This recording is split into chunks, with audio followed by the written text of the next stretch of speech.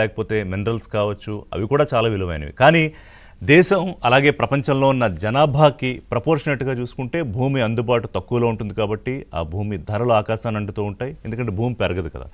ఎందుకు ఇదంతా ఉపోద్ఘాతం చెప్తున్నానంటే, ఇప్పుడు హైదరాబాద్ సెంట్రల్ యూనివర్సిటీకి సంబంధించి ఒక వివాదం, 400 ఎకరాల భూమి. అయితే అది హెచ్సియుకి సంబంధించిన భూమి కాదు, ఇది కంచెగచ్చబోలి భూముల వివాదం. అంటే ఎప్పుడో 2003 చంద్రబాబు నాయుడు ముఖ్యమంత్రిగా ఉన్నప్పుడు ఒక ఐఎంజీ భారత్ అనే ఒక స్పోర్ట్స్ డెవలప్మెంట్ సంస్థ కోసం ఇచ్చిన భూమి వేరే చోట హెచ్సియుకి మరో 397 ఎకరాలు గోపన్పల్లిలో అనుకుంటే అక్కడ కేటాయించారు.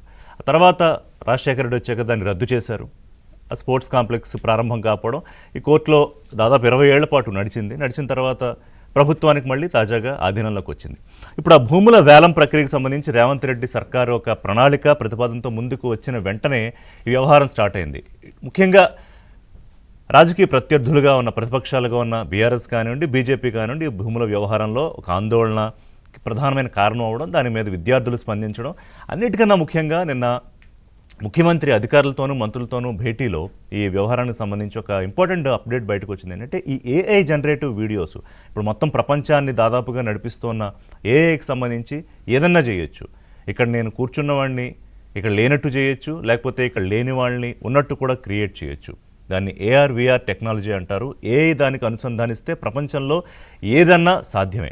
అందుకే బహుశా ఈ సరిహద్దు వివాదాలు లేకపోతే ఇండో-పాక్, ఇండో-చైనా ప్రస్తావన ముఖ్యమంత్రి తీసుకురావడానికి కారణం అనుకుంటా. దాని మీద బండి సంజయ్ లేకపోతే జగదీష్ రెడ్డి ఏదో కామెంట్స్ చేశారనుకోండి, ఇవాళ ఈ నెమళ్ళలో లేకపోతే జింకలు బయటికి రావడము, ఇదంతా బయటకు వచ్చి రోడ్ల మీద తిరుగుతున్నట్టు అవన్నీ పాత వీడియోలు, గుజరాత్లో ఎప్పుడో జరిగిన వీడియోలు.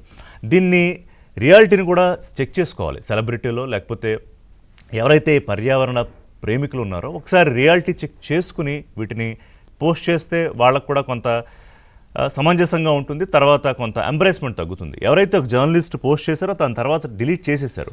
సో ఆ డీటెయిల్స్ కూడా మాట్లాడదాం. అసలు ఏంటి వివాదం అంటే, ఈ పర్యావరణానికి సంబంధించి ఇబ్బంది గురించి ఈ సర్వే నెంబర్ 25లో గతంలో అనేక వందల వేల ఎకరాలు ప్రభుత్వాలు వేరే వాళ్ళకి అమ్మడం, అక్కడ ఇప్పుడు మనం చూస్తున్న గచ్చిబౌలి స్టేడియం కానివ్వండి, లేకపోతే ఐఎస్బీ కానివ్వండి, లేకపోతే అనేక పెద్ద పెద్ద రెసిడెన్షియల్ కాంప్లెక్సెస్, కార్పొరేట్ కాంప్లెక్సెస్ ఎన్నో ఉన్నాయి.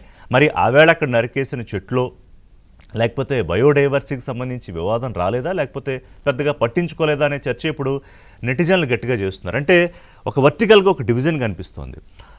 ఇక్కడ ఐఎమ్ క్లియర్లీ డిస్క్లైమర్ ఒకటి ఇస్తున్నాను, ఏంటంటే పర్యావరణం చాలా ఇంపార్టెంట్ మనకి. ఎందుకంటే ఎక్కడైనా కూడా ఈరోజు పెరిగిపోతున్న ఉష్ణోగ్రతలను కాపాడుకోవాలన్నా, గ్లోబల్ వార్మింగ్ నుంచి మనం రక్షించుకోవాలి, సమాజాన్ని రక్షించుకోవాలన్నా కూడా చెట్లని నరికివేయకుండా చూసుకోవడమే చాలా ఉత్తమం.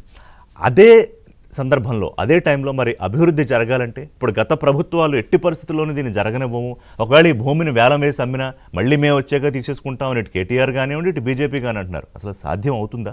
ఒకసారి వేలం వేసి భూములు అమ్మేసిన తర్వాత మళ్ళీ కొనసాగింపు ప్రభుత్వాలు వాటిని ఎలా తీసేసుకుంటాయి?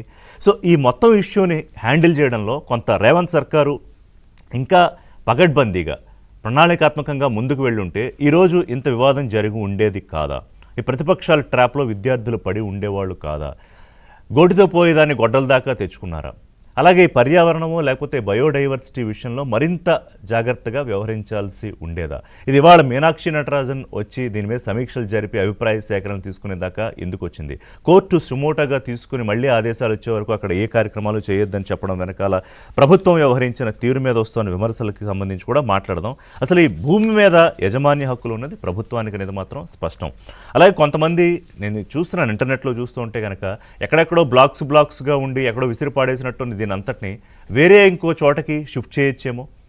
ఇప్పుడు కొత్తగా 2000 ఎకరాల్లో కొత్త ఎకో పార్క్, ప్రపంచంలోనే అతిపెద్ద ఎకో పార్క్ సృష్టికి ముఖ్యమంత్రి ఆలోచన చేస్తున్నారు. బహుశా సాధ్యపడితే అందరికీ ఆనందమే. చూద్దాం ఏం జరుగుతుందో ఈ అంశంలో.